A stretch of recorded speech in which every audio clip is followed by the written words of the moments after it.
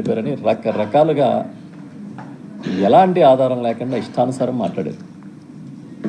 మాట్లాడి అది జగన్మోహన్ రెడ్డి గారి హయాంలో జరిగినట్టుగా ప్రచారం చేశారు. చివరికి ఏం తేలింది? సుప్రీంకోర్టు చివాట్లు పెట్టి ఇది మంచి పద్ధతి కాదు, బాధ్యతాయుత స్థానంలో ఉన్నవాళ్ళు ఆధారాలతో మాట్లాడాలి, మనోభావాలతో, ప్రజల మనోభావాలతో, భక్తుల మనోభావాలతో ఈ రకమైన ఆటలు మంచిది కాదన్న స్ఫూర్తితో మాట్లాడి ఒక సిట్ని వేశారు. ఆ సిట్లో ఆ స్పెషల్ ఇన్వెస్టిగేషన్ టీంలో సిబిఐతో పాటు రాష్ట్ర ప్రభుత్వ అధికారులను కూడా నియమించారు. ఈ సిట్, రాష్ట్ర ప్రభుత్వ అధికారులతో కూడిన సిట్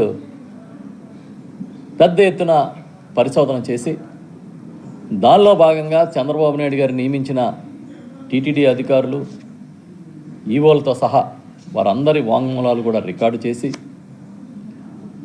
ఒక నివేదికనిచ్చింది.